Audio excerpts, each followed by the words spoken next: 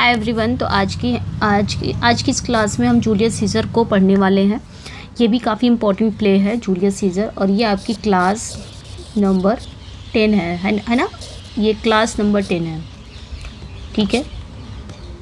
Yes, एक second. हाँ, class number ये आपकी 10 है।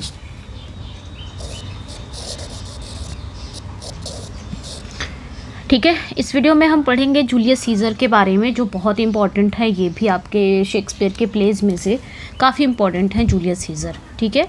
और मैंने ये सोचा, जैसे हमने 4 ग्रेट ट्रेजेडी कंप्लीट कर ली है, 4 ग्रेट ट्रेजेडी जो हमने किया है ना, वो कंप्लीट कर लिया। तो उसके 100 MCQs आज कौन सा दिन था, आई थिंक आज उसके आपको 100 MCQs मिल जाएंगे, हम कर लेंगे। आज सैटरडे है ना, कल संडे है, कल संडे को रख लेते हैं 100 MCQs उस 4 ग्रेट ट्रेजेडी का। पूरा 100 MCQs ले लेंगे। उसके बाद फिर हम 2 दिन के बाद जो 4 ग्रेट कॉमेडी हमने पढ़ा था उसके 100 MCQs ले लेंगे। तो हमारी क्या हो जाएगी, थ्योरी प्लस प्रैक्टिस भी होते चलेगी। फिर इधर हम जूलियस सीजर भी पढ़ेंगे, इधर फिर 4 प्ले हो जाएंगे। फिर हम 4 प्ले का क्या ले लेंगे, प्रैक्टिस ले लेंगे, ठीक है।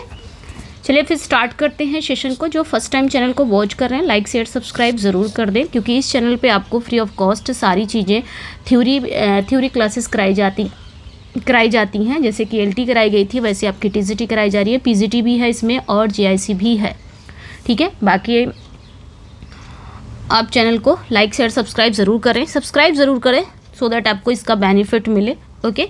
बाकी मैंने अभी रिसेंट में, मतलब आज ही 8000 फैक्ट बनाए हैं। 8000 फैक्ट, सिर्फ फैक्ट है। जैसे मैं ये पढ़ा रही हूँ ना आपको, तो ये थ्योरी है। अब जो ये मैंने बनाया है, जो फैक्ट, सिर्फ फैक्ट है, ये आपके TGT के लिए है, TGT के लिए, जिसमें 4 राइटर को मैंने लिया है। बाकी लिटरेरी टर्म्स है, मूवमेंट्स है, हिस्ट्री ऑफ इंग्लिश लिटरेचर है, जितने भी हैं वो तो सभी के लिए इंपॉर्टेंट, चाहे वो TGT हो, चाहे PGT हो, चाहे JIC हो, सभी के लिए इंपॉर्टेंट है। बाकी आपकी जो TGT में बस मैंने क्या किया है, 4 राइटर। अब 3 राइटर तो आपके JIC में भी हैं, 3 राइटर तो आपके उसमें भी हैं, क्या बोलते हैं, PGT में भी है। सिर्फ एक राइटर नहीं है, गोल्सवर्दी नहीं है ना। तो ये TGT के लिए इंपॉर्टेंट है। बाकी आप JIC के लिए लेना चाहते हो तो JIC के लिए भी इंपॉर्टेंट हो जाएगा ये 8000 फैक्ट। बस ये है, बशर्ते ये है कि उसमें सिर्फ आपके 3 राइटर ही मिलेंगे। बाकी आपका जो लिटरेरी टर्म्स, फॉर्म्स, मीटर है, पोइट्री फॉर्म है, ड्रामा सेक्शन है, एंड क्या बोल सकते हैं आप, ये हिस्ट्री ऑफ इंग्लिश लिटरेचर है, वो तो सब सेम है, ठीक है। तो ये ध्यान रखना है। ये 8000 फैक्ट है, PDF है। तो आप अगर लेना चाहते हैं तो इस नंबर पर व्हाट्सअप कर सकते हैं, 8081। इस पे आप व्हाट्सअप कर सकते हैं, ठीक है। 8081848735 पे आप व्हाट्सअप कर सकते हैं, ओके। चलिए फिर स्टार्ट करते हैं। जूलियस सीजर की बात करेंगे अगर हम, तो जूलियस सीजर जो है ये किस टाइप का प्ले है, ये एक ट्रेजेडी है। ट्रेजेडी किस टाइप की ट्रेजेडी है, तो ये एक पॉलिटिकल ट्रेजेडी है, ठीक है, एक राजनीतिक ट्रेजेडी है। इसे अक्सर रोमन प्लेस कहा जाता है। इसे अक्सर क्या कहा जाता है, रोमन प्लेस। मतलब रोमन प्लेस के श्रेणी में इसको रखा जाता है, रोमन प्लेस के कैटेगरी में है। बात अगर पूछा जाए कि रोमन प्लेस शेक्सपियर के कौन कौन से रोमन प्लेस हैं, तो शेक्सपियर के कौन से प्ले रोमन कैटेगरी में रखे गए हैं, तो वो है कोरियोलेनस एंड एंटनी एंड क्लोपेट्रा एंड आपका ये जूलियस सीजर। तो 3 ऐसे प्ले हैं जो रोमन प्ले माने जाते हैं, रोमन कैटेगरी में रखे जाते हैं, ठीक है। तीनों प्ले को याद रखना, ये रोमन प्ले हैं और ये जूलियस सीजर भी इसी में का एक है, ओके। अब बात करेंगे कंपोजिशन डेट की, तो ये 1599 में आया था, 1599 में। ये प्ले उसी साल लिखा गया था जब हैमलेट और हेनरी फिफ्थ लिखे गए थे, ठीक है। ये ध्यान रखना, कब लिखा गया था, जब हैमलेट और हेनरी फिफ्थ लिखे गए थे, उसी समय ये भी प्ले लिखा गया था, जूलियस सीजर।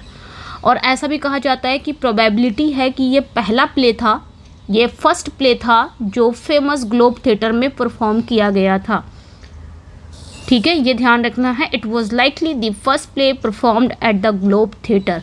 तो पूछा जाता है कि ग्लोब थिएटर में शेक्सपियर का कौन सा ऐसा प्ले परफॉर्म किया गया था, तो वो है जूलियस सीजर। ध्यान रखना इस चीज़ को। फर्स्ट पब्लिकेशन की बात करेंगे तो ये आया था 1623 में ही पब्लिश हुआ था, है ना, 36 प्लेज साथ ही। प्राइमरी सोर्स की बात करेंगे कि इसका प्राइमरी सोर्स क्या है, तो इसका जो प्राइमरी सोर्स है सर थॉमस नॉर्थ का translation of Plutarch lives of the noble Grecians and Romans, specifically the lives of Caesar, Brutus and Antony. तो ध्यान रखना थॉमस नॉर्थ द्वारा किया गया जो प्लूटार्क लाइव का ट्रांसलेशन था, मतलब शेक्सपियर ने कहानी, स्टोरी और कैरेक्टर की जो जानकारी है वो कहाँ से लिया था, उन्होंने प्लूटार्क की बुक से लिया था। ठीक है, प्लूटार्क की बुक से ली थी। स्पेशली जो सीजर नाम का कैरेक्टर है, जो ब्रूटस है, जो एंटनी की जो बायोग्राफीज है, उन्होंने यहीं से उठाया प्लूटार्क की बुक से। ठीक है, ध्यान रखना। सेटिंग याद रखना, इसकी सेटिंग कहाँ रखी गई है, तो इसकी सेटिंग ध्यान रखना आपने, एक सेकेंड। हाँ चलो, सेटिंग की बात करेंगे तो इसमें एक्ट फर्स्ट एंड थर्ड ये रोम में रखा गया इसकी सेटिंग। ठीक है, एक्ट फर्स्ट और थर्ड की जो सेटिंग है वो रोम, फोरम, सीजर हाउस, दी सेनेट, यानी कि रोम शहर है, फोरम है ना, और सीजर का घर, सीनेट, ये सब दिखाया जाता है। तो एक्ट फर्स्ट और एक्ट थर्ड ये रोम, इसकी सेटिंग रोम में रखी गई है।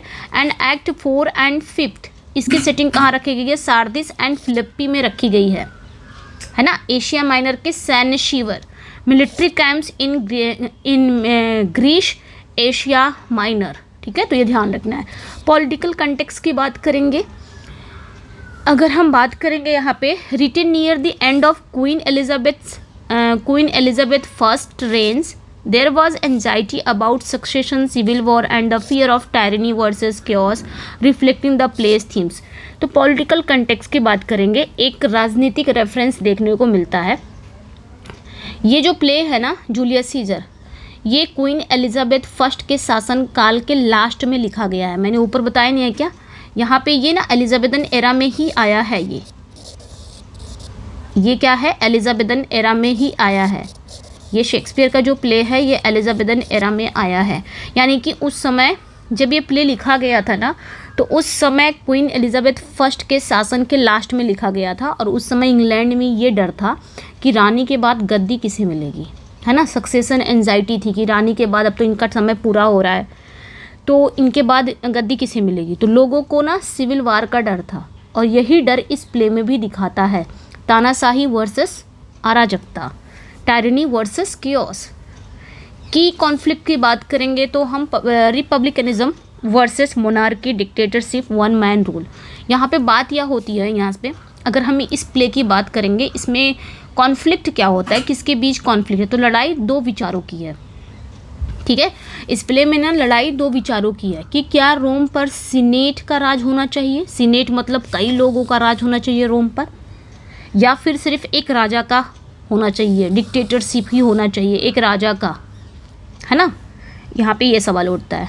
कैरेक्टर की बात करेंगे हम जूलियस सीजर की, तो ये इस प्ले के, ठीक है, जूलियस सीजर है, मतलब टाइटल कैरेक्टर है। The ruler of Rome, a celebrated military general. ठीक है, रोम के शासक है, एक मशहूर सेनापति हैं और टाइटल कैरेक्टर भी हैं ये। की ट्रेड्स की बात करेंगे तो एम्बिशियस एंड पॉलिटिकली पावरफुल हैं, बहुत ज़्यादा एम्बिशियस है, महत्वाकांक्षा है। फिजिकली लेकिन वीक हैं, ठीक है, मतलब फिजिकली वीक हैं। इन्हें ना एपिलेप्सी करके, मिर्गी का दौरा,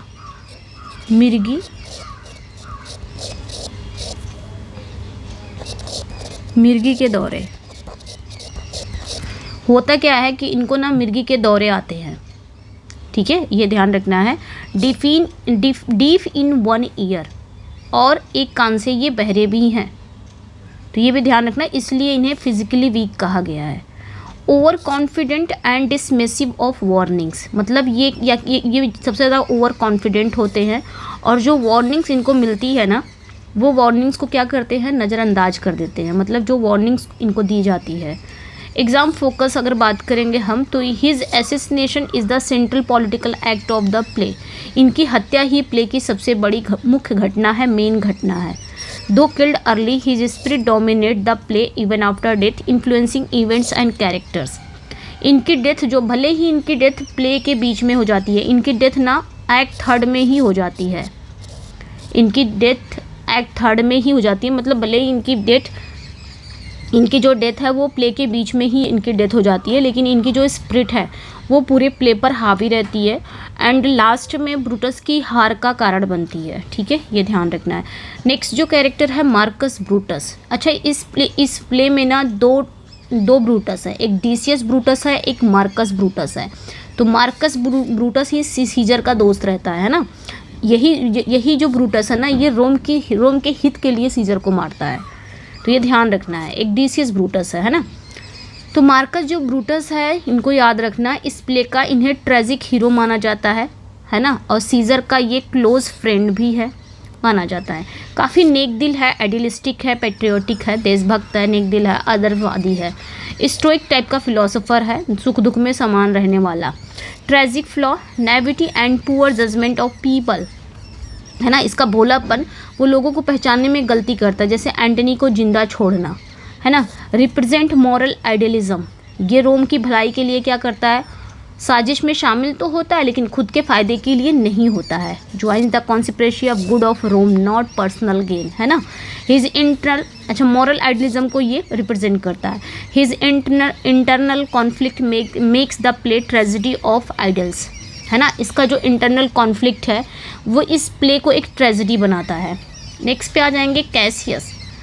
अगला जो कैरेक्टर है Cassius, the instigator of the conspiracy, है ना। साजिश शुरू करने वाला यही इंस्टिगेटर है।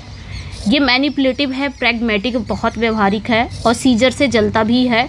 और ये क्या है ना, ये लीन एंड हंग्री लुक है। ध्यान रखना इस चीज़ को, described as having a lean and hungry look, है ना। मतलब सीजर इसे जब भी देखता है तो सीजर इसे देखकर कहता है लीन एंड हंग्री लुक, यानी कि इसके चेहरे पर एक खतरनाक भूख है। Symbolize political realism and jealousy, मतलब ये क्या कर रहा है, ये रियलिटी को दिखा रहा है, जेलेसी का प्रतीक है, मतलब ये सीजर से जलता है ना। पॉलिटिकल रियलिज्म का प्रतीक है, राजनीतिक रियलिटी। राजनीतिक चीज़ क्या होती है, राजनीति में जो चीज़ें एक दूसरे से लोग चिढ़ते हैं, जलते हैं, ये उसका प्रतीक है, ध्यान रखना। और यही ब्रूटस की शराफत का फ़ायदा उठाकर उसे साजिश में शामिल करता है, ध्यान रखना। नेक्स्ट जो कैरेक्टर है मार्क एंटनी, ये बात करेंगे अगर तो सीजर का बदला लेने वाला एवेंजर है, एवेंजर ऑफ सीजर, सीजर का बदला लेने वाला एवेंजर, यानी कि सीजर का ये वफादार है, सीजर के प्रति काफ़ी वफादार है ना। ब्रिलियंट रिटोरिशियन, यानी कि ये बहुत ही शानदार वक्ता भी है, बोलने वाला भी है, काफ़ी अच्छा बोलता है, वक्ता है। दिखने में तो ये मौज मस्ती करने वाला है, प्लेजर लविंग लगता है, पर असल में बहुत कनिंग है, ध्यान रखना है। His funeral speech turns the mob against the conspirators, इसकी जो फ्यूनरल स्पीच है यानी अंतिम संस्कार, जब सीजर का अंतिम संस्कार होता है उस समय ये स्पीच देता है और इसकी स्पीच से पूरी बाजी पलट जाती है और जो मॉब है यानी कि भीड़ को ना ब्रूटस के खिलाफ कर देती है, जो ये साबित करता है कि राजनीति में ना आइडियलिज्म से ज़्यादा ताकत किसकी होनी चाहिए, रिटोरिक में होनी चाहिए। रिटोरिक मतलब शब्दों में होनी चाहिए राजनीति में, ठीक है। तो ध्यान रखना, डिफीट ब्रूटस एंड कैसियस, ये ब्रूटस और कैसियस को हराता है। नेक्स्ट जो कैरेक्टर है पोर्शिया, ये वाइफ ऑफ ब्रूटस है, डॉटर ऑफ कैटो है, कैटो की बेटी है। और ब्रूटस की, कौन सी ब्रूटस की, तो मार्कस, क्योंकि एक ब्रूटस और भी है, मार्कस ब्रूटस की ये पत्नी है, जो सबसे पहला यानी कि सीजर के दोस्त की, है ना। ये सीजर का दोस्त था, वफादार जो दोस्त है, जो रोम की जनता के लिए मारता है, अपने फ़ायदे के लिए नहीं, ठीक है। तो ये ध्यान रखना है। एंड बात करेंगे पोर्शिया के बारे में, तो ये काफ़ी स्टोइक है एंड करेजियस है ना, काफ़ी बहादुर है, स्वाभिमानी है और ये महिला शक्ति का प्रतीक है ना। अपनी वफादारी साबित करने के लिए ये क्या करती है ना, अपने यहाँ पे थाई पर ही जख्म कर लेती है अपनी वफादारी साबित करने के लिए, तो ये ध्यान रखना है। Represent Roman ideals, honour and endurance, ठीक है। लास्ट में क्या होता है, ये रोमन सम्मान की मिसाल है और लास्ट में ये क्या करती है, लास्ट में प्ले के लास्ट में ये जलते हुए कोयले को निगल कर सुसाइड कर लेती है, ये ध्यान रखना है। अच्छा, एक चीज़ और ध्यान रखना, पोर्शिया से आपको याद आया होगा कि एक जगह और पोर्शिया है, तो शेक्सपियर के प्ले में ना दो पोर्शिया है। एक पोर्शिया आपको दी मर्चेंट ऑफ वेनिस में मिलेगी, ठीक है। जहाँ जहाँ ऐसे दो नाम आएंगे मैं बताते चलूँगी, दी मर्चेंट ऑफ वेनिस में, ठीक है, वेनिस में मिलेगी। तो दी मर्चेंट ऑफ वेनिस में ये पोर्शिया जो है, ये दी मर्चेंट ऑफ वेनिस की हीरोइन है है ना, जो बाल्थज़र का भेष धारण करती है, आके कोर्ट में लड़ती है एंटोनियो और शाइलॉक के खिलाफ। तो ध्यान रखना। एक पोर्शिया और भी है, एक पोर्शिया आपको जूलियस सीजर में मिलेगी, ये ब्रूटस की पत्नी है, ठीक है, इतना ध्यान रखना है। नेक्स्ट जो कैरेक्टर है, अगले कैरेक्टर पे आएंगे, कैल्पोर्निया। कैल्पोर्निया जो है ये वाइफ ऑफ सीजर है, जूलियस सीजर की पत्नी है ना, जो टाइटल कैरेक्टर है उन्हीं की ये पत्नी है। काफ़ी सुपरस्टिशियस है एंड फियरफुल है, यानी कि अंधविश्वासी हैं, डरी हुई रहती हैं, सेंसिटिव हैं, है ना, सपनों और ओमेंस पर काफ़ी ज़्यादा, ड्रीम्स, जैसे कोई ड्रीम वगैरह देख ली, ड्रीम में कुछ ऐसी चीज़ें हो गई जो ख़राब चीज़ें हैं, अपशगुन वगैरह, तो इस पर काफ़ी ज़्यादा ये विश्वास रखती है, ठीक है। तो ये ध्यान रखना है। इनका जो सपना है, इसका ये सपना देखती हैं, हर prophetic dream of Caesar statue bleeding foreshadows tragedy, है ना। तो इनका सपना ये रहता है, इनका सपना आने वाली ट्रेजिडी का क्या कर रहा है, भविष्यवाणी करता है, जिसमें ये सपना देखती है सीजर की मूर्ति से खून बह रहा है। Highlight the theme of ignore warning, और ये ध्यान रखना है, ये बेचारी वार्निंग देती है बट सीजर इसकी वार्निंग को इग्नोर कर देता है। नेक्स्ट जो कैरेक्टर है कास्का, ये भी कॉन्सिप्रेटर है, ध्यान रखना, एंड ये भी कॉन्सिप्रेटर है, ठीक है, यानी कि षड्यंत्रकारी है, सिनिकल है, ब्लंट है, कड़वा बोलने वाला है, मुंहफट है। फर्स्ट टू स्टेप्स, सबसे पहले सीजर को चाकू कौन मारता है, यही स्टेप करता है सबसे पहले, है ना, और यही बताता है सीजर ने 3 बार ताज पहनने से मना कर दिया है। कास्का स्टेप्स फर्स्ट, सीजर को सबसे पहला चाकू यही मारता है, कास्का ही, ठीक है। नेक्स्ट जो कैरेक्टर है ऑक्टेवियस सीजर, एक जूलियस सीजर है, एक ऑक्टेवियस सीजर है, ठीक है, ध्यान रखना। जूलियस सीजर जो मेन टाइटल कैरेक्टर है।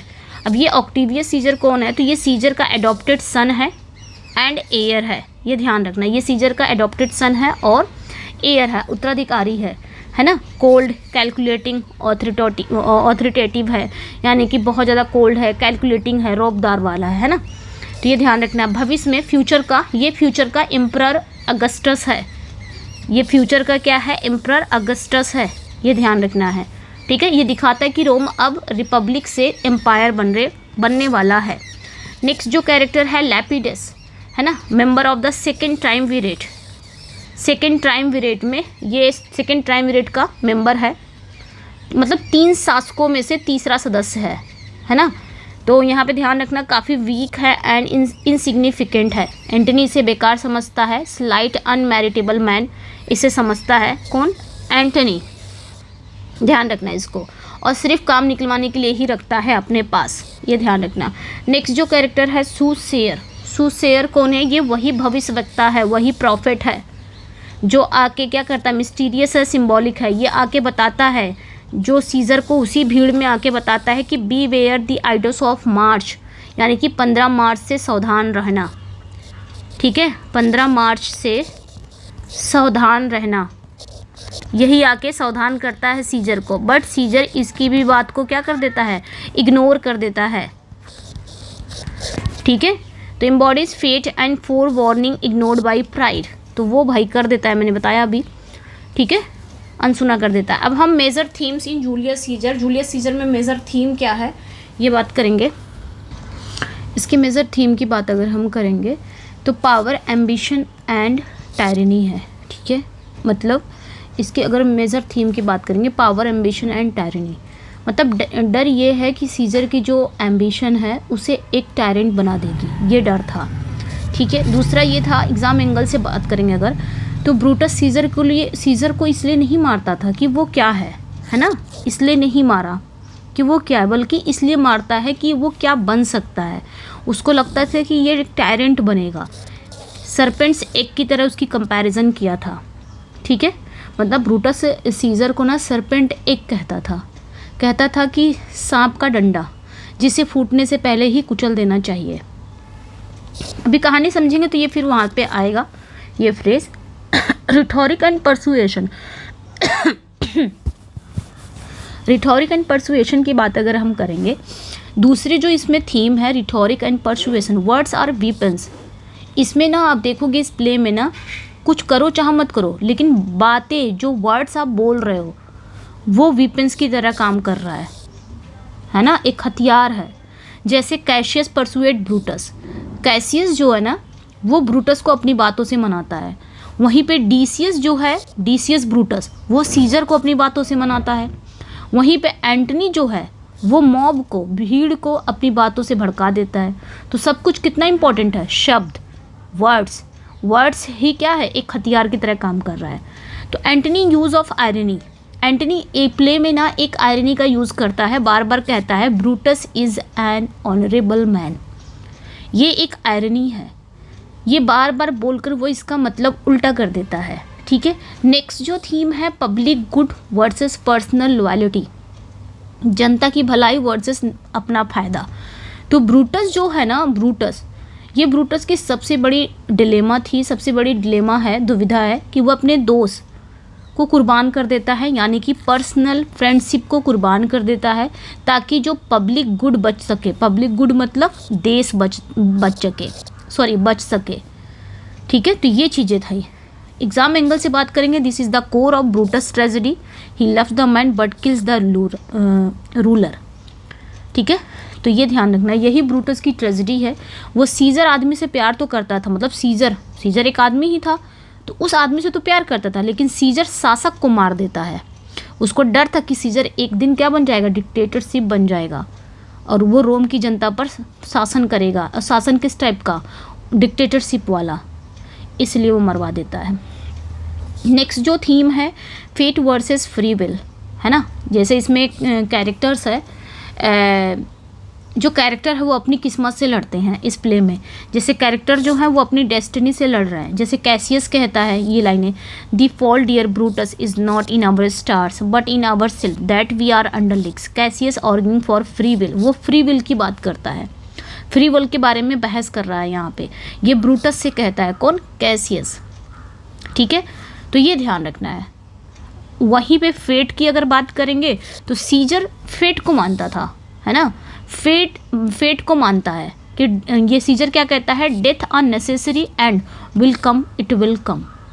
डेथ तो एक ज़रूरी एंड है, मतलब आना ही आना है, वो तो आएगी ही आएगी, मौत जब आनी होगी वो आ जाएगी। तो सीजर यहाँ पे फेट को मानता था। और वहीं पे जो कैसियस है, ये लाइन कौन कहता है, कैसियस कहता है। कैसियस ये बात कहता है, दोस्त हमारे सितारों में नहीं हमारे अंदर है। ठीक है, वो फ्री विल की बात करता है कि हम जैसा चाहेंगे, ये मत बोलो कि हमारी किस्मत में लिखा है तो हम करेंगे, हमारी किस्मत में नौकरी लिखी है तो हमको मिलेगी। नहीं, आप मेहनत तो करो, आप किस्मत पे यकीन मत करो, आप खुद किस्मत बनाओ। आप इतना मेहनत करो कि नौकरी अपने आप मिल जाए, आप किस्मत के भरोसे न बैठो। तो वही हाल यहाँ पे वो कह रहा है। मॉब साइकोलॉजी, इसमें ये भी ध्यान रखना है। नेक्स्ट जो है भीड़ की जो मानसिकता है, तो रोमन कवर्ड इज़ फिकल, जो रोम की जनता है वो बहुत चंचल है ना, पल पल में बदलती है। पहले वो पॉम्पे के लिए तालियां बजाते हैं, फिर सीजर के लिए, फिर ब्रूटस के लिए, लास्ट में एंटनी के लिए भी तालियां बजाते हैं।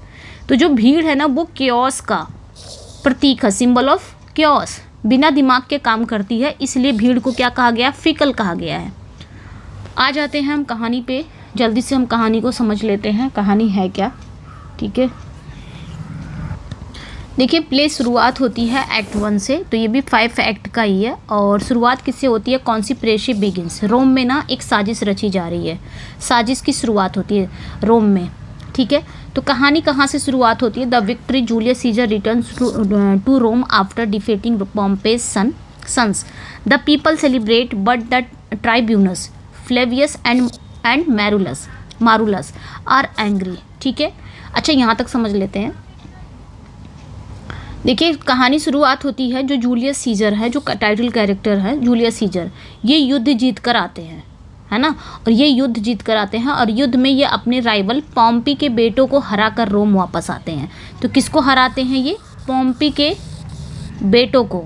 तो पॉम्पी के बेटों के साथ इनका युद्ध था और उस युद्ध में जूलियस सीजर जीत जाते हैं और इन्हें हराकर ये वापस आते हैं, कहाँ पे, रोम में आते हैं। और जैसे ही ये रोम पहुंचते हैं तो रोम की जो जनता है वो सेलिब्रेट कर रही है, जश्न मना रही है कि हमारा रोम जीत गया है। बट यहाँ पे कुछ ऐसे 2-3 कैरेक्टर और हैं, 2-3 आदमी और हैं जो खुश नहीं हैं सीजर के इस जीत से। तो उसे क्या कहा गया है, ट्राइब्यूनस। ठीक है, ट्राइब्यूनस जो है वो खुश नहीं है। ये ट्राइब्यूनस ये जनता के प्रतिनिधि हैं, इनका नाम क्या है, फ्लेवियस है और मारूलस है, ये नाराज है। क्योंकि इन्हें लगता है कि सीजर बहुत घमंडी हो गया है, इस वजह से ये लोग नाराज हैं, इस वजह से ये लोग जश्न नहीं मना रहे हैं। बाकी जो जनता है वो जश्न मना रही है सीजर के जीतने से। लेकिन उसी भीड़ में एक सूटसेयर भी रहता है, वो रहता उसी भीड़ में सूटसेयर मतलब भविष्यवक्ता या यूँ बोलो प्रॉफिट। कोई आया और सीजर को वार्न कर रहा है, सीजर के पास गया और सीजर को चेतावनी देता है कि beware the idols of March, जाके बोलता है कि 15 मार्च की तारीख से बचकर रहना। सीजर ये सुनता है तो उसको बड़ा वो लगता है, क्योंकि वो इस सब पे विश्वास करता नहीं था, ये सब अंधविश्वास है। तो सीजर इग्नोर कर देता है उस सूटसेयर को, सूटसेयर की बातों को, सूटसेयर के वार्निंग को। अच्छा ठीक है, इग्नोर कर दिया। उसके बाद क्या होता है, अब यहाँ पे मैनिपुलेशन होता है ना। जो कैसियस है वो सीजर के इस जीत से खुश नहीं है, सीजर की इस सफलता से बहुत ज़्यादा जलता है। जो ये कैसियस नाम का कैरेक्टर है वो सीजर की इस सफलता से खुश नहीं है, जलता है। तो ये सोचता है कि मैं 2-4 लोगों को मिला के क्यों ना इस सीजर को मार ही दिया जाए, ख़त्म ही कर दिया जाए, ये सोचता है। हाँ, सिर्फ ये अभी, क्योंकि ये सीजर को पसंद नहीं करता, सीजर की सफलता से जलता है और ये सीजर को किसी भी कीमत पे रोम का बनाना नहीं चाहता है, रोम का राजा नहीं बनाना चाहता किसी भी कीमत पे, क्योंकि ये चिढ़ता है। लेकिन इसके अंदर जलन है, तो ये क्या सोचता है कि मैं अकेले तो कर नहीं सकता, ऐसा करता हूँ 2-4 लोगों को मिला लेता हूँ, 2-4 लोगों को मिला के उसके बाद सीजर को मारते हैं हम। तब फिर कैसियस सोचता है कि क्यों ना मैं ब्रूटस को शामिल कर लूँ, ठीक है, मार्कस ब्रूटस जो इसका दोस्त है, सीजर का दोस्त है, क्यों ना इसको शामिल कर लिया जाए। इसको शामिल कर लेंगे तो और ईजी हो जाएगा इसको मारने का। तो ब्रूटस तो ऐसे मतलब ये तो जलन के मारे इसको मारना चाह रहा है, बट ब्रूटस थोड़ी ना इसको मारेगा जलन के मारे। तो इसको ऐसा भड़काया जाएगा जिससे ये सीजर को मारने के लिए तैयार हो जाए। तो ये आता है ब्रूटस के पास, ब्रूटस के कान भरता है। ये जो ब्रूटस है ना, ये रोम से बहुत प्यार करता है ना, अपनी प्रजा से बहुत प्यार करता है, रोम से। तो ये जानता है कैसियस कि ये ब्रूटस ऐसे नहीं मानेगा, सीजर को मारने के लिए नहीं। अगर मैं इसको रोम के प्रति भड़काऊंगा कि ये जो सीजर है ना, ये रोम यानी कि रोम की जो जनता है उस पर बहुत तानाशाही करेगा। अगर ये किसी दिन बन गया राजा तो बहुत तानाशाही राजा बनेगा ये। तो इस टाइप का ये इसको भड़काता है ब्रूटस को। तो ब्रूटस को तो पहले समझ में आता नहीं, उसके बाद जब समझाता है इसको कि हाँ रोम, अब ये रोम से काफ़ी प्यार करता है, तब इसको समझ में आता है कि वाकई में सीजर वाकई में एक टायरेंट बनेगा, एक तानाशाह बन रहा है। उसे समझाता है कि सीजर एक तानाशाह है, ये समझाता है ये कैसियस ब्रूटस को।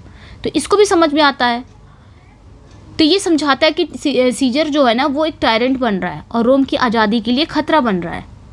तब ब्रूटस को समझ में आता है कि हाँ सच में वो खतरा बन रहा है, मैं इस खतरे को बनने से पहले ही मैं इसको ख़त्म कर दूंगा। अच्छा ठीक है, इसको भी शामिल कर लिया ब्रूटस को। बस याद रखना कि ये जलन के मारे इसको मारना चाह रहा है, ब्रूटस जलन के मारे नहीं मारना चाह रहा है, ब्रूटस ओनली फॉर रोम के लिए मारना चाह रहा है, रोम की जनता के लिए, क्योंकि इसको ऐसा भड़काया गया है कि सीजर रोम की जनता के लिए ठीक नहीं है, खतरा है रोम की आज़ादी के लिए। इस वजह से ये राजी हो गया है इसको मारने के लिए। समझ में आया? उसके बाद क्या होता है, क्राउन। उसके बाद एक और कैरेक्टर है जिसका नाम है कास्का। कास्का आके बताता है वहीं पे, report that Mark Antony offered Caesar a crown 3 times. तभी एक और कैरेक्टर आता है कास्का। कास्का आकर बताता है कि खेल के मैदान में मार्क एंटनी ने सीजर को 3 बार राजा का ताज पहनाना चाहा।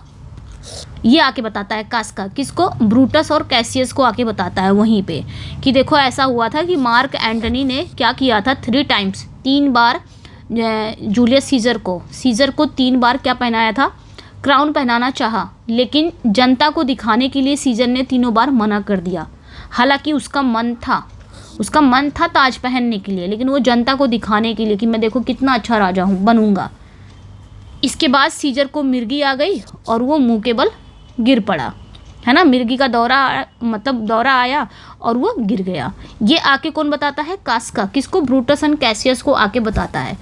हालांकि ऐसा था नहीं, लेकिन ये अपनी तरफ से, क्योंकि ये भी चिढ़ता है, कास्का भी सीजर से चिढ़ता है।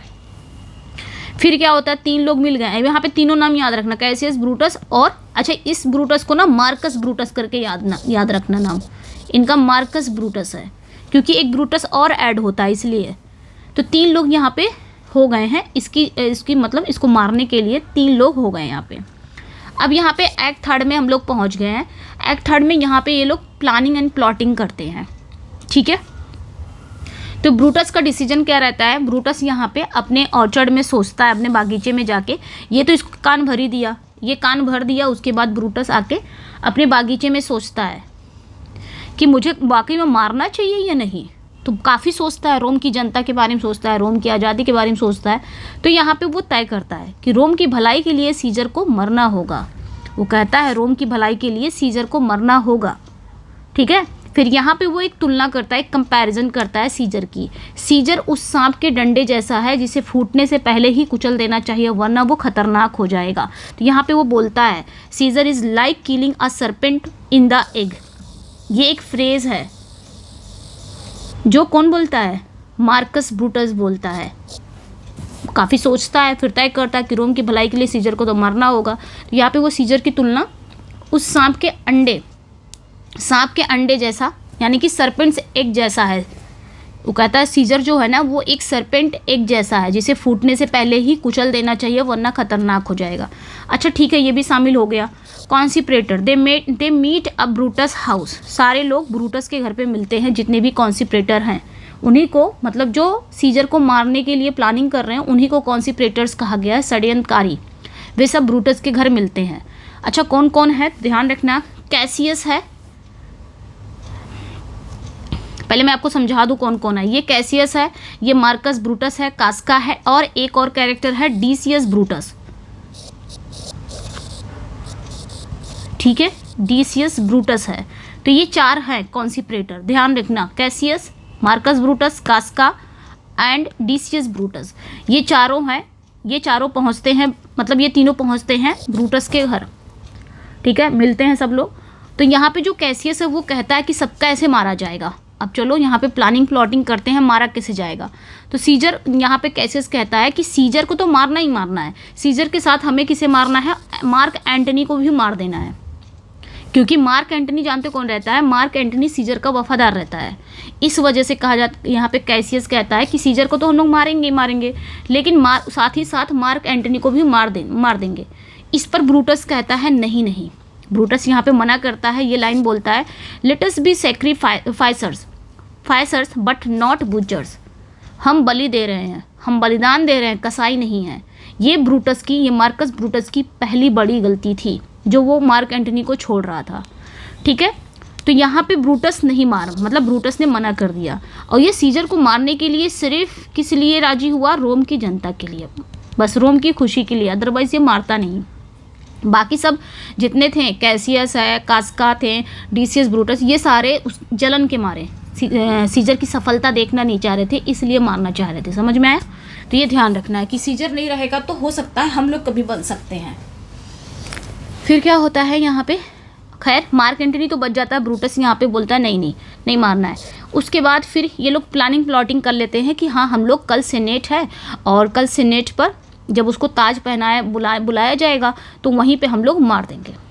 फिर क्या होता है, अब यहाँ पे सीजर की जो वाइफ है, जो सीजर की वाइफ है कल्पोर्निया, ये एक सपना देखती है ना। सीजर की पत्नी जो है वो कल्पोर्निया सपना देखती है, सपने में देखती है कि सीजर की मूर्ति से फव्वारे की तरह खून बह रहा है, ठीक है, फाउंटेन से क्या हो रहा है, ब्लीडिंग हो रही है। और वो सीजर से भीख मांगती है। तो वो सुबह उठती है, बताती है कि ऐसा ऐसा मैंने सपना देखा था कि तुम्हारी मूर्ति से क्या है, फव्वारे की तरह खून बह रहा है, प्लीज़ मत जाओ, आज तुम जाओ ना, आज तुम सीनेट मत जाओ, क्योंकि मुझे बहुत बेकार लग रहा है, कुछ अपशगुन होने वाला है। क्योंकि वो इन सारी चीज़ों को मानती थी कल्पोर्निया। तो सीजर मान जाता है। सीजर यहाँ पे बेचारी वो बेग करती है कि मत जाओ, आज मेरी बात मान लो, तो सीजर मान जाता है, ठीक है। लेकिन अब भाई जब सीजर मान गया, पता चला कि सीजर आएगा ही नहीं, तभी डिसियस ब्रूटस वहाँ पहुँचता है सीजर के घर पे। उन्हीं चारों में से डिसियस ब्रूटस पहुँचता है कि कुछ भी करके, एक षड्यंत्रकारी यहाँ पहुँचता है, कुछ भी करके सीजर को आज सीनेट आना ही आना है, कुछ भी करो सीनेट लेके आओ उसको। तो ये डिसियस ब्रूटस वहाँ पे पहुँचता है। ये भी कॉन्सिप्रेटर ही है।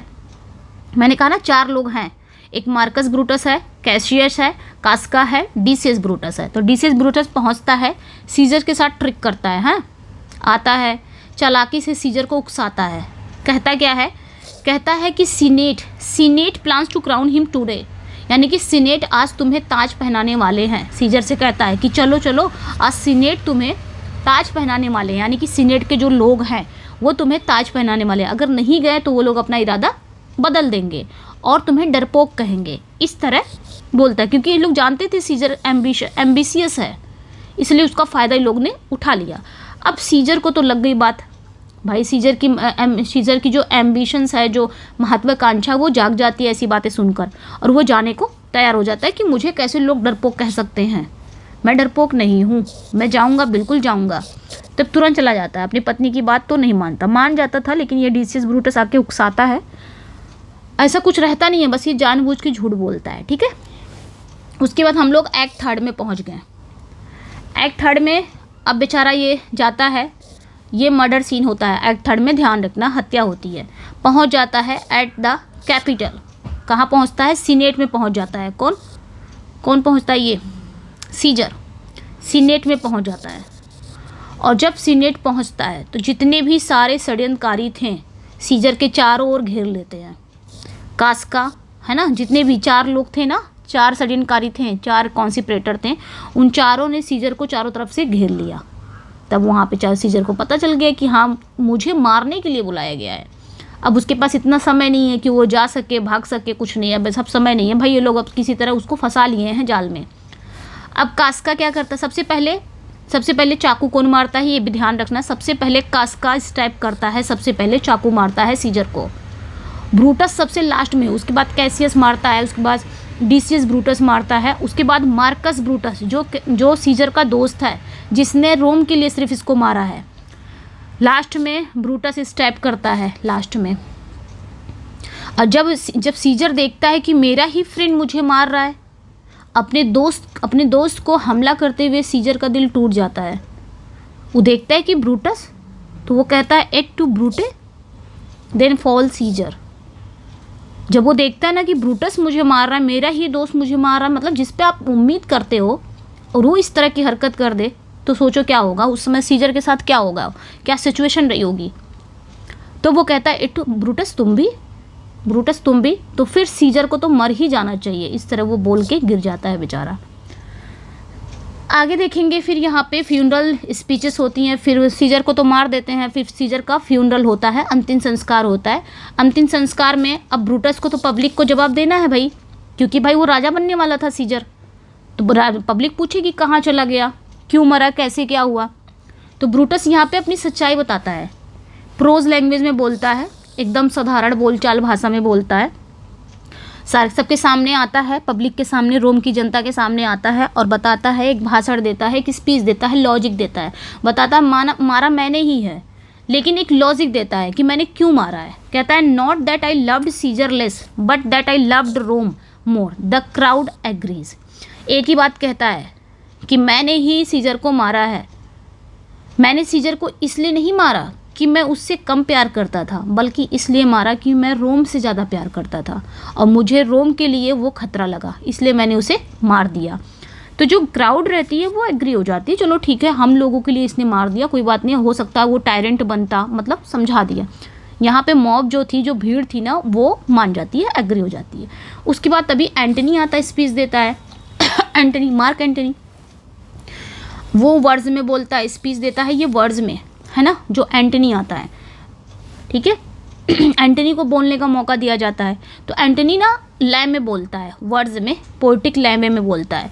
ही यूजेस आयरनी, ये आयरनी का यूज़ करता है। कहता है Brutus is an honourable man, सबसे पहले शुरू करता है एक आयरनी के साथ, कहता है Brutus is an honourable man, Brutus एक सम्माननीय आदमी है। And emotion, he so Caesar bloody cloak and read to will 75, ठीक है, ड्राचमस टू एवरी सिटीजन। तभी एंटनी आता है और एंटनी बोलता है वर्ड्स में, और सबसे पहले वो आयरनी बोलता है, आयरनी में ब्रूटस को बोलता है कि ब्रूटस एक ऑनरेबल मैन है, लेकिन साथ ही साथ वो सीजर की विल को भी दिखाता है कि देखो ये सीजर की वसीयत है, और वसीयत में क्या क्या लिखा है, वसीयत पढ़कर सुनाता है। उसमें लिखा रहता है विल में कि जिसमें हर सिटीजनशिप को, मतलब हर नागरिक को 75 ड्राचमस मिले हैं। ड्राचमस याद रखना, ये ना ग्रीक के पुराने सिक्के या दिरहम होते हैं, मुद्रा, ठीक है, ये ध्यान रखना है। ग्रीक के जो प्राचीन और आधुनिक ग्रीक के मुद्रा होती थी, तो ड्राचमिस। तो ये कौन पढ़ के सुनाता है? ये एंटनी बोलता है। एंटनी कहता है देखो ये सीजर का विल है, ये सीजर का वसीयतनामा है, और इस वसीयतनामा में 75 रोम के हर जनता को, है ना, रोम के हर जनता को, हर नागरिक को 75 ड्राचमस मिले हैं, यानी कि 75 मुद्रा मिले हैं। और सीजर का खून से सना जो क्लॉक है वो दिखाता है, क्लॉक मतलब लबादा। अब इतना ही दिखाता है तभी तो पब्लिक भड़क जाती है, पब्लिक को समझ में आता सीजर हमारे लिए कितना अच्छा था। बताओ कौन ऐसा करता है? अब इतना ही सुनता, crowd turns into violent mob and burns the conspirators house. इतना ही भीड़ सुनती है, एंटनी की बातों से भीड़ पागल हो जाती है और वो कॉन्सिपरेटर के घर जलाने दौड़ पड़ते कि किसने मारा है, ब्रूटस है। सबके जितने भी 4 लोग थे सबके घर की तरफ दौड़ते हैं सारे लोग कि चलो सबका घर जला दो, क्यों मारा, सीजर इतना अच्छा था, हमारे बारे में इतना अच्छा सोच रहा। मतलब पब्लिक पागल हो जाती है। सबसे पहले वो they kill Cinna the poet just because he has the same name as the conspirator. ये लोग जब जाते हैं मारने दौड़ते हैं तो वहाँ पे सबसे पहले सिन्ना द पोएट मिलता है। ठीक है, अच्छा मैंने कितने लोग का नाम बताया था आपको कि कितने लोग थे? एक सेकेंड, हाँ, तो इसमें जानते हो कौन कौन से थे? मैं आपको नाम बता दे रही हूँ। कैसियस था कॉन्सिपरेटर में, कैसियस, कास्का, सिन्ना भी था, ये भी ध्यान रखना, सिन्ना, और मार्कस ब्रूटस। एक सेकेंड, हाँ, Marcus Brutus and Decius Brutus. यही सारे लोग, इतने थे, 1 2 3 4 5 लोग थे शायद। कैसियस, कास्का, सिन्ना, मार्कस ब्रूटस, ये 5 कॉन्सिपरेटर थे। तो भीड़ जो है ना ये 5 के घर की तरफ दौड़ती है, चलो उनका घर जला जाए, मिल जाएंगे, तुरंत जला के मार देंगे। तो ये सिन्ना भी रहता है, सिन्ना एक कॉन्सिपरेटर रहता है, ये सिन्ना भी, और एक सिन्ना नाम का पोएट भी रहता है, सिन्ना द पोएट। तो ध्यान रखना इसमें 2 ब्रूटस हैं और 2 सिन्ना नाम के कैरेक्टर हैं। तो एक सिन्ना नाम का जो कैरेक्टर रहता है वो पोएट रहता है, वो बेचारा कॉन्सिपरेटर नहीं रहता, आम जनता रहता, पोएट रहता, पोइट्री वगैरह करता है। और एक सिन्ना जो कॉन्सिपरेटर है, जो जूलियस सीजर को मारता है। तो ये ध्यान रखना है। तो भीड़ को नहीं पता, भीड़ इतना ज़्यादा उग्र हो गई, इतना ज़्यादा गुस्सा हो गई है भीड़ ना, कि वो जब मारने दौड़ते हैं सबको ना, तो वहाँ पे सिन्ना द पोएट भी मिलता है। मतलब ये जो सिन्ना द पोएट नाम का भी आदमी मिलता है, इसको भी बेचारे को मार डालते हैं। सिर्फ इसलिए मार देते हैं क्योंकि इसका नाम भी मिलता जुलता है, इससे कॉन्सिपरेटर से नाम भी मिलता है, इसलिए मार देते हैं। पता चलता है कि ये सिन्ना द पोएट, ये वो सिन्ना नहीं है ना, कॉन्सिपरेटर नहीं है जिसने सीजर को मारा है, ये तो पोएट है। उसके बाद भी मारते हैं, कहते मारो साले को क्योंकि ये खराब पोइट्री करता है, इस वजह से भी मार देते हैं। और नाम मिलता जुलता है कॉन्सिपरेटर से, इसलिए मार देते हैं। तो ये चीज़ें ध्यान रखनी है। अब यहाँ से तो तहलका मच गया है ना, ये दिखाता है कि भीड़ कितनी अंधी होती है, वो नहीं देख रही है, बस नाम मिलता जुलता है, मार दिए। अब एक्ट 4 में हम लोग पहुँच जाएंगे। एक्ट 4 में क्या होता है कि रोम में ना कत्ले आम हो रहा है, ब्रूटस कैसियस का झगड़ा हो रहा है। तो यहाँ पे हम देखेंगे कि न्यू रूलर्स बन रहे हैं, है ना, रोम में। तो ये न्यू रूलर्स कौन है? एंटनी, ऑक्टिवियस एंड लैपिडस, ये तीनों बन रहे हैं। तो सीजर का ये भतीजा है ऑक्टिवियस, ठीक है, और लैपिडस है एंटनी। तो एंटनी और सीजर का भतीजा ऑक्टिवियस और लैपिडस मिलकर एक सेकेंड ट्रायम्विरेट बनाते हैं। ये तीनों ना एक साथ मिल जाते हैं, एक तिगड़ी बनाते हैं, है ना, ट्रायम्विरेट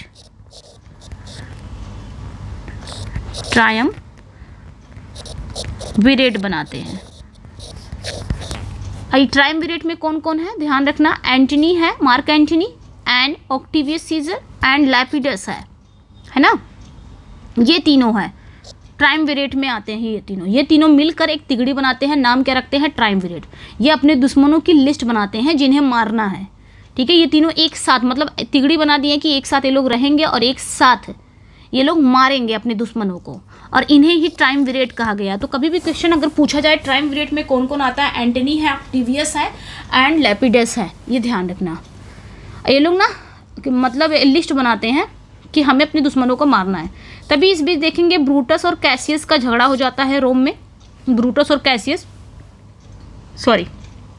Brutus and Cassius have fled Rome, है ना। ब्रूटस और कैसियस रोम से भागकर कहाँ पहुँच जाते हैं, शार्डिस पहुँच जाते हैं, क्योंकि भाई रोम की जनता पागल हुई है, कब पा जाएंगे, कब इन लोग को मार डालेंगे जितने भी कॉन्सिप्रेटर हैं। तो इसलिए ये लोग डर के मारे रोम से भागकर कहाँ चले आते हैं, शार्डिस आ जाते हैं। और शार्डिस में ये लोग आके अपना कैंप वैम्प लगाते हैं, वहीं रहते हैं। और इनके बीच में वहाँ पे भी झगड़ा हो जाती है, पैसों के लेके, सम्मान को लेकर तगड़ा झगड़ा होता है। बाद में सारी चीज़ें सुलह हो जाती है। उसके बाद इसी बीच क्या होता है कि रोम में ब्रूटस तो चला गया, अपनी पत्नी को छोड़ गया यहीं पे रोम में। अब जब रोम में पत्नी छूटी हुई है तो भाई रोम की जनता जानते ही हो कितनी ज़्यादा उग्र हो चुकी है, तो वो कैसे जीने देगी, है ना। तो पोर्शिया जो होती है, यानी कि जो ब्रूटस की पत्नी है, तो यहाँ पे ब्रूटस बताता है कैसियस को कि मेरी पत्नी पोर्शिया ने रोम में डर और गम के मारे जलते हुए कोयले निगलकर सुसाइड कर लिया है। हॉट कोल्स अपने मुंह में निगलकर सुसाइड कर लिया है। क्यों? क्योंकि डर के कारण, डर और गम के मारे। उसके बाद फिर क्या होता है, इन लोग का जीना हराम हो गया। हाँ, उसके बाद क्या होता है, that night the ghost of Caesar appears to Brutus and says I shall see thee at Philippi. तभी उसी रात ये लोग जब शार्डिस के टेंट में रहते हैं, उसी रात ब्रूटस को ना सीजर का घोस्ट दिखता है। अच्छा, इसमें भी घोस्ट के एलिमेंट आपको मिलेंगे, ठीक है। तो उस रात ब्रूटस को ना सीजर का घोस्ट दिखाई देता है। जब घोस्ट दिखाई देता है तो घोस्ट ही मतलब सीजर को क्या करता है, वॉर्न करता है, कहता है आई शैल सी दी एट फिलिप्पी, मैं तुम्हें फिलिप्पी की युद्ध के मैदान में मिलूंगा। ये कौन कहता है, ये सीजर का घोस्ट कहता है, घोस्ट ऑफ सीजर। फिर एक्ट 5 में हम लोग आ जाएंगे, बैटल होता है, डेथ होती है, ठीक है, एक्ट 5 में। तो यहाँ पे युद्ध होता है, the republicans Brutus and Cassius fight the triumvirs Antony Octavius. फिर क्या होता है, फिलिप्पी के मैदान में ब्रूटस और कैसियस की सेना एक साथ रहती है और एंटनी और ऑक्टेवियस की सेना से लड़ती है, ठीक है। फिर Cassius mistakenly thinks his best friend Titinius is captured. तभी ये होता है, कैसियस को गलतफहमी होती है कि उसका सबसे खास दोस्त टाइटिनस दुश्मन द्वारा पकड़ लिया गया है, यानी कि दोनों सेना युद्ध कर रही हैं। तभी कैसियस को पता चलता है कि मेरा सबसे खास दोस्त जो है टाइटिनस, उसको ना दुश्मन पकड़ लिए हैं। अब ये बेचारा एकदम डिस्पेयर हो जाता है, हताश होकर अपने गुलाम पिंडेरस, इसका गुलाम रहता है, इसका सर्वेंट रहता है, पिंडेरस को हुक्म देता है कि वह उसी तलवार से मार दे जिससे उसने सीजर को मारा था। मतलब हताश हो जाता है कि लग रहा है अब हम हारी जाएंगे, हम पकड़े जाएंगे, हमको अब मार ही देंगे, ये लोग ट्राइमवर्स लोग हमको मार ही देंगे। इससे अच्छा है कि मैं अपनी ही तलवार से मर जाऊँ, मैं अपने आप ही मर जाऊँ। तो ये अपने सर्वेंट को हुक्म देता है कि मुझे मार दो इसी तलवार से जिस तलवार से सीजर को मारा गया था। तो इसका सर्वेंट मार देता है, ठीक है, क्योंकि हताश हो गया था कि अब हमारा जो ग्रुप है, हमारी जो जनता है वो पकड़ी जाएगी, है ना, हमारा दोस्त पकड़ा गया है। उसके बाद ब्रूटस की डेथ होती है। Seeing they have lost, Brutus runs on his own sword held by his servant Strato. He says Caesar now be still. जब ब्रूटस देखता है कि वे हार चुके हैं, यानी कि ट्राइमवर्स सब पे भारी पड़ रहे हैं, हमारी सेना हार रही है, तो वह भी दुश्मन के हाथ मरने के बजाय सम्मान की मौत चुनता है। तो वो अपने नौकर स्ट्रैटो को तलवार पकड़ने को कहता है और उस पर दौड़कर सुसाइड कर लेता है और मरते हुए कहता है कि Caesar now be still, Caesar अब तुम्हारी आत्मा को शांति मिले। फिर ट्रिब्यूट होता है यहाँ पे, लास्ट में क्या होता है, Antony finds Brutus body and praises him as the noblest Romans of them all. ये सारे इंपॉर्टेंट पॉइंट हैं, ठीक है। लास्ट में एंटनी ब्रूटस की डेड बॉडी को देखता है और उसकी तारीफ भी करता है और कहता है the noblest Roman of them all, यानी कि ये उन सब में सबसे महान रोमन था। क्योंकि एंटनी मानता है कि ये जो ब्रूटस था ना, एंटनी मानता है कि बाकी सब ने सीजर को जलन के कारण मार दिया, है ना। बाकी सब ने क्यों सीजर को मारा, सिर्फ जलन सबको था सीजर से, लेकिन ब्रूटस ने क्यों मारा, लेकिन सिर्फ ब्रूटस ने रोम की भलाई के लिए कदम उठाया था, ठीक है। तो ये ध्यान रखना, ये थी कहानी। आ जाते हैं हम लोग अब शेक्सपियर ने इसमें कौन से आर्ट यूज किए हैं। स्ट्रक्चर है अ tragedy with a double climax, assassination in act 3, death in act 5। तो ये जो ट्रेजेडी है ना, इसमें ना डबल क्लाइमेक्स वाला सीन है इस ट्रेजेडी में, जूलियस सीजर में। तो पहला क्लाइमेक्स सीन कब आता है, एक्ट 3 में, जब सीजर की हत्या होती है, और दूसरा जो क्लाइमेक्स सीन है जब ब्रूटस की हत्या होती है, एक्ट 5 में, जब ब्रूटस और कैसियस की मौत होती है। नेक्स्ट पे आ जाएंगे प्रोटैगनिस्ट डिबेट। हमेशा इस प्ले में एक डिबेट रही है, हमेशा इस प्ले को लेकर एक डिबेट रही है कि इसमें असली हीरो कौन है। ये हमेशा एक बहस का विषय बना रहा है ना। Who is the hero. Caesar है तो सीजर को ना टाइटल कैरेक्टर है, यानी कि जिसके नाम पर प्ले है, लेकिन वो आधे ही प्ले में मर जाता है सीजर, है ना, एक्ट थर्ड में ही मर जाता है। लेकिन ब्रूटस के पास सबसे ज़्यादा डायलॉग्स होते हैं और उसी के साथ ट्रेजेडी भी होती है, इसलिए क्रिटिक इसे ट्रेजिक हीरो कहते हैं। किसको? ब्रूटस को ट्रेजिक हीरो कहते हैं, क्योंकि सबसे ज़्यादा डायलॉग्स भी यही बोलता है और लास्ट में इसके साथ ट्रेजेडी भी हो जाती है, मर भी जाता है। लैंग्वेज की बात करेंगे तो Brutus speaks in balance logical prose during the funeral appealing to head. तो मैंने कहा ना, फ्यूनरल के समय पे जब ये जनता के सामने स्पीच देना था तो ब्रूटस ने अपनी स्पीच को ना प्रोज में इस्तेमाल किया था, यानी कि साधारण गद्य में, है ना, वो दिमाग से बात कर रहा था, लॉजिक से। और वहीं पे एंटनी जो था वो इमोशनल था, rhythm words, blank word during the funeral appealing to the heart. ये दिमाग से यहाँ पे बात कर रहा था, लॉजिक दे रहा था, मैंने क्यों मारा। और वहीं पे एंटनी अपनी स्पीच में वर्ड्स का इस्तेमाल करता है, पोइट्री का, ब्लैंक वर्ड्स का, और वो दिल से बात करता है, इमोशन, हार्ट से, और जनता को इमोशनल कर देता है। सुपर नेचुरल एलिमेंट्स भी मिलते हैं इसमें storms, lions in the street, ghost, dreams use to reflect political chaos. तूफान भी आता है, शेरों का सड़कों पर घूमना भी दिखाया जाता है, भूत, सपने, ये सब पॉलिटिकल क्योस को दिखाते हैं, राजनीतिक उथल पुथल को, ठीक है। आयरनी भी है इसमें। The conspirators kill Caesar to stop tyranny but their action led towards tyranny the empire under Augustus. मतलब यहाँ पे जो षड्यंत्रकारी थे, है ना, जो षड्यंत्रकारी थे उनको लगता था, यहाँ पे आयरनी भी है, षड्यंत्रकारी को लगता था कि सीजर तानाशाही फैलाएगा, तो इसलिए सीजर को मार दो, तानाशाही रुक जाएगी। लेकिन जैसे ही सीजर को मार देते हैं उनकी हरकत से और भी बुरी तानाशाही आ जाती है ना, तो ये ध्यान रखना है। ब्रूटस पे एक हम फोकस अगर करेंगे ब्रूटस पे, तो ये एक ट्रेजिक हीरो है ना, ये ध्यान रखना है। ये अरिस्टोटल की डिफिनीशन पर एकदम फिट बैठता है, एक महान आदमी जिसमें एक हमार्शिया हो, ठीक है, ये ध्यान रखना है। His flaw idealism impracticality, his assumes everyone is as honourable as he is. इसकी कमी क्या थी? आइडियलिज्म और इम्प्रैक्टिलिटी, है ना, उसे लगता था दुनिया के सब लोग उसी की तरह शरीफ और ईमानदार है, यही इसकी सबसे बड़ी गलती थी, इसलिए तो वो कैसियस के बहकाव में आ गया। उसको नहीं लगा कि शायद वो भी, उसको लगता था कैसियस भी शायद रोम की जनता के लिए उसे मार रहा है।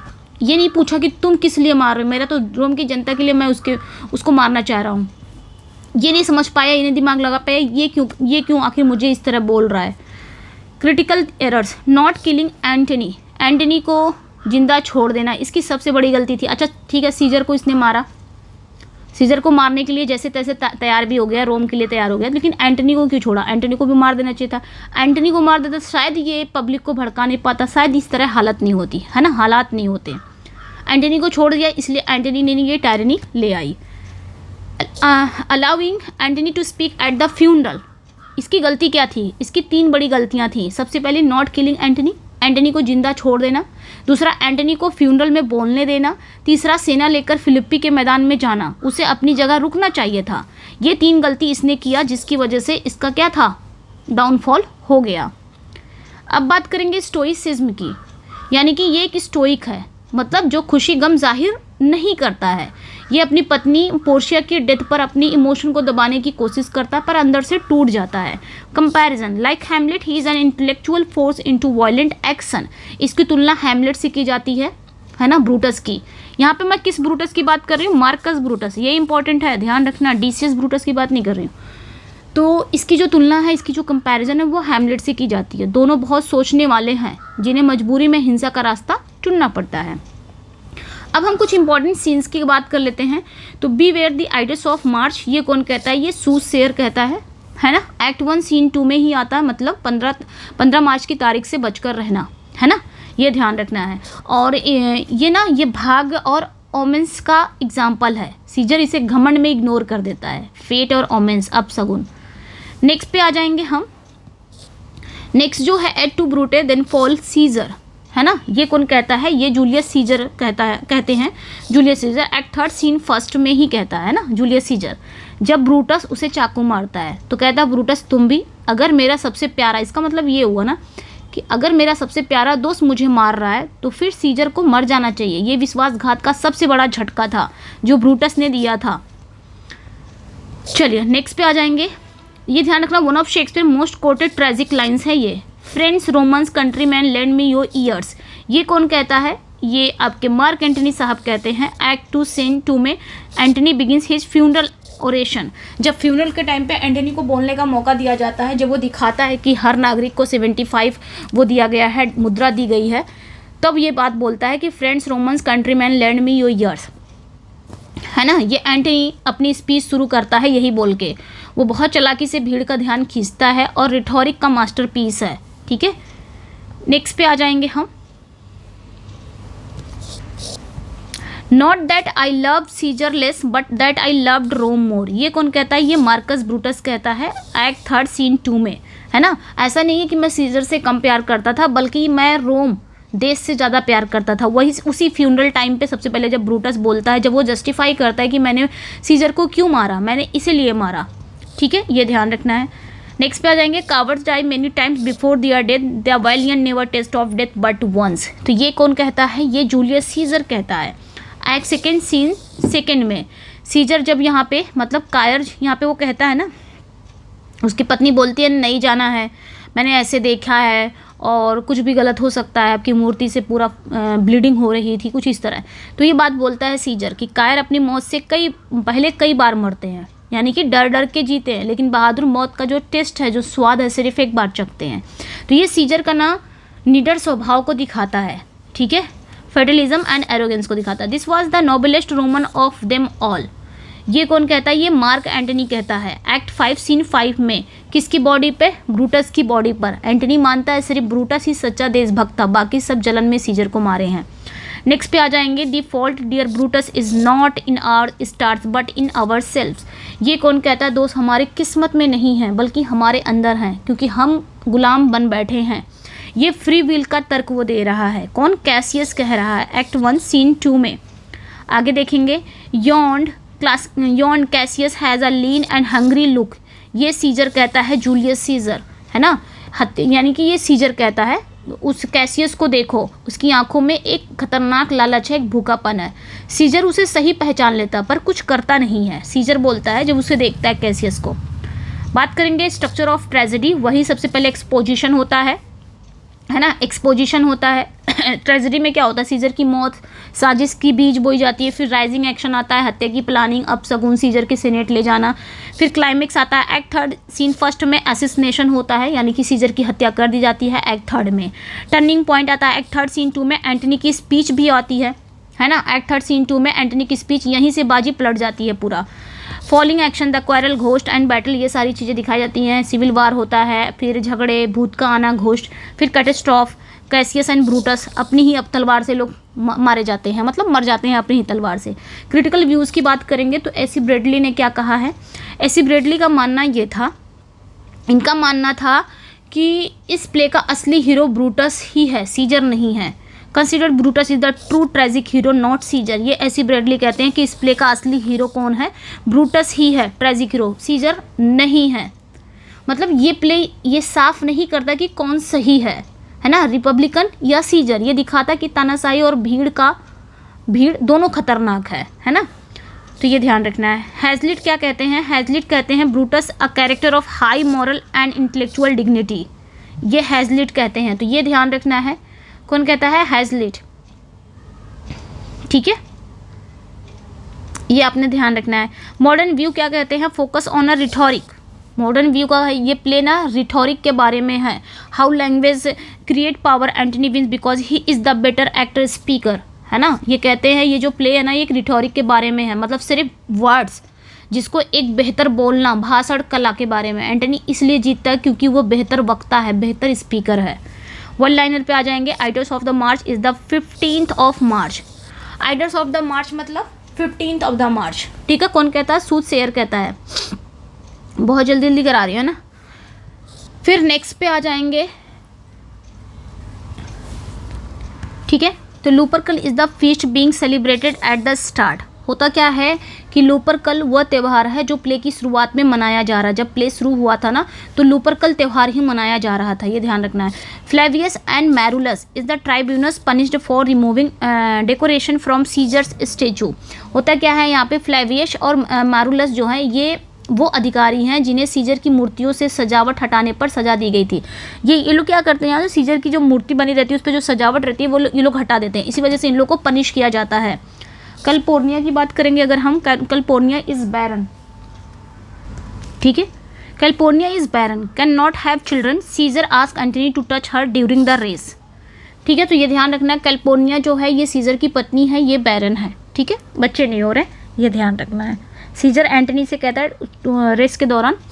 चलिए नेक्स्ट पे आ जाएंगे। Casca is the first to stab Caesar, तो कास्का वो पहला कॉन्सिपरेटर रहता है जिसने सीजर को मारा था। सबसे पहला चाकू किसने मारा था सीजर को, तो कास्का ने मारा था। और लास्ट स्टेप किसका रहता है, Brutus is the last to stab Caesar, सबसे लास्ट में किसने मारा है, सीजर, ब्रूटस, मार्कस ब्रूटस मारता है।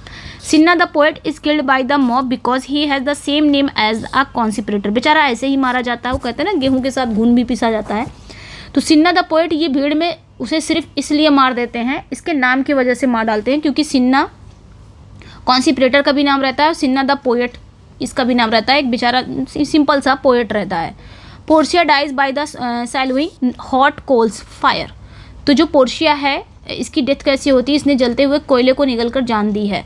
Philippi is where the final battle take place, तो फिलिप्पी वह जगह है जहाँ आखिरी युद्ध हुआ था।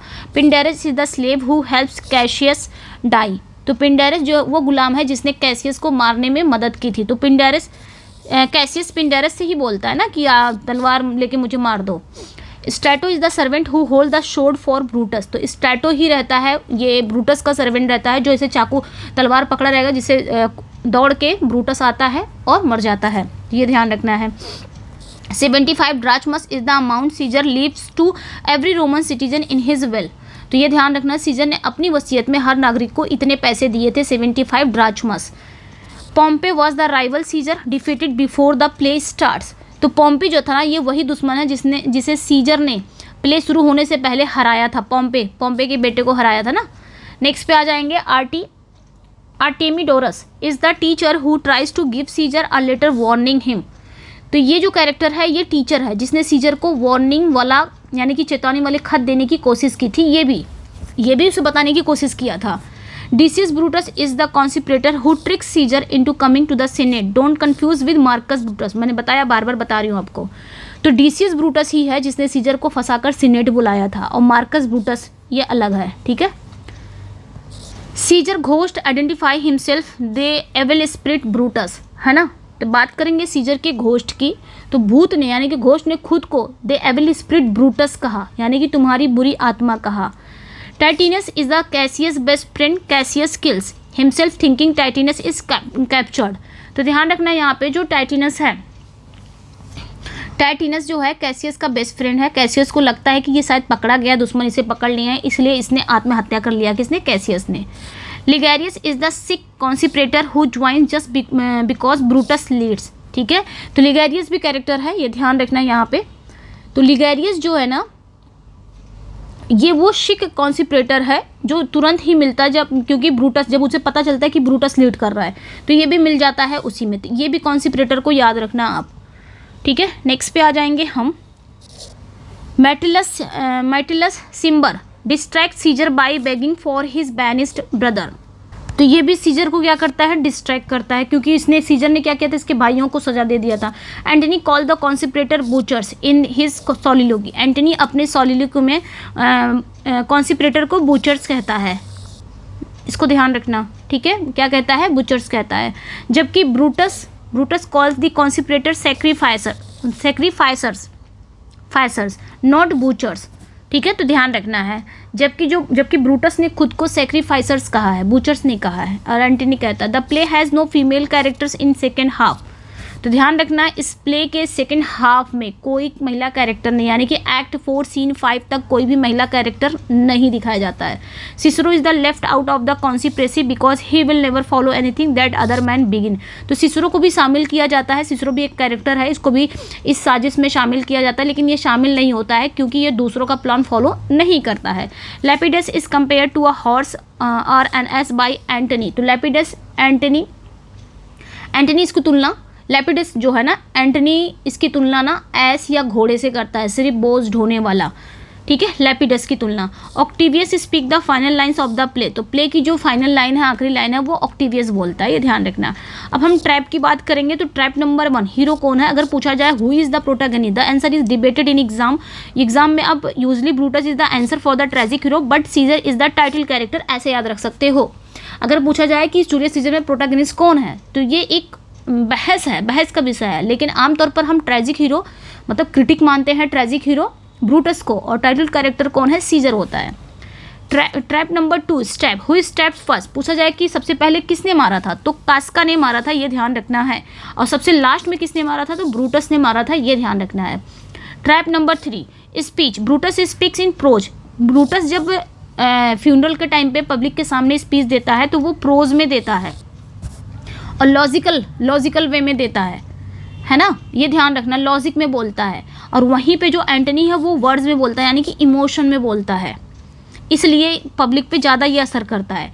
Trap number 4, Portia death, she does not die on stage, we hear about it in the tent scene, हम स्टेज पर नहीं दिखाया गया है कि पोर्शिया कैसे मरती है, बस टेंट में दोनों बैठे रहते हैं कैसियस और ब्रूटस, तो ब्रूटस वहाँ पे बताता है कैसियस को कि मेरी पत्नी ने गम और डर के मारे कोयला मुंह में निकलकर जान दे दी है, ऐसे मतलब स्टेज पे दिखाया नहीं गया है, ठीक है, उसकी मौत बस टेंट वाले सीन में सुनाई देती है। Trap number 5, ghost, the ghost appears twice, one in the tent once at Philippi, तो जो घोस्ट है, सीजर का जो घोस्ट है वो 2 बार आता है, एक बार तो टेंट में आता है जब ये लोग टेंट में रहते हैं, और एक बार फिलिप्पी में आता है, लेकिन बोलता सिर्फ एक बार है, ये ध्यान रखना है। Trap number 6, Caesar weakness, Shakespeare emphasizes Caesar physical weakness, deafness, epilepsy, falling sickness, swimming inability to contrast with the god like power, है ना। शेक्सपियर ने जानबूझकर सीजर को ना फिजिकल वीकनेस दिखाई दिया, यानी कि शेक्सपियर ने जानबूझकर सीजर की शारीरिक कमजोरियां दिखाई है ताकि उसकी भगवान वाली छवि इमेज के साथ कॉन्ट्रास्ट पैदा हो सके, बहरापन, मिर्गी, तैरने में कमजोरी, ये सारी चीज़ें। तो ये थी आपका, ये था जूलियस सीजर। कैसा लगा, कहानी समझ में आ गई होगी, और ऐसे ऐसे हम प्रैक्टिस कर लेंगे। इसका पीडीएफ चाहिए तो मेरे टेलीग्राम पे जुड़ जाइएगा, वहाँ पे आपको इसका पीडीएफ मिल जाएगा। ओके, चलिए फिर मिलते हैं नेक्स्ट वीडियो में। Thank you for watching, bye bye. Telegram पे कैसे जुड़ेंगे, लिंक डिस्क्रिप्शन में है, वहाँ से जाके जुड़ जाइएगा। और देखिए, अगर क्लासेस नहीं होती हैं कभी, जैसे मेरी भी गलती है, मैं मानती हूँ कि अगर मैं क्लासेस दे रही हूँ तो अगर जिस दिन क्लासेस नहीं हो रही है तो मुझे बता देना चाहिए कि हाँ आज बच्चा क्लासेस नहीं होंगी। एक्चुअली तबीयत ख़राब हो जाती है तो फिर बताने में भी वो मेरी फॉल्ट है, वो मैं नेक्स्ट टाइम से ऐसा नहीं करूँगी। Next time I will take care of it. इस बारे में ध्यान रखूँगी कि जब भी कभी क्लासेस नहीं हो पाएगी या कोई मजबूरी होगी तो मैं आपको एक बार इन्फॉर्म ज़रूर कर दूँगी, सो दैट आप इतना परेशान हो जाते हो। ठीक है, तो ग्रुप में भी लोगों ने कहा था लेकिन मैंने जवाब नहीं दे पाया था, लेकिन आप जवाब दिया। और तबीयत ख़राब आज भी मैं वीडियो नहीं बना पाती थी, लेकिन किसी तरह मैंने वीडियो बनाया। ठीक है, तो ये ध्यान रखना है। बाकी मैं कोशिश करती हूँ हर दिन वीडियो बनाने की, हर दिन पढ़ाने की, हर दिन आपको ये कंटेंट देने की। वो अलग चीज़ है कि कुछ चीज़ें प्रॉब्लम मजबूरियाँ हो जाती हैं। ठीक है, नेक्स्ट टाइम से मैं इस चीज़ को ध्यान रखूँगी, बता दूँगी आपको। चलिए फिर मिलते हैं नेक्स्ट वीडियो में। Thank you for watching, bye bye. Like share subscribe, अपना प्यार बना के रखिएगा। Bye bye.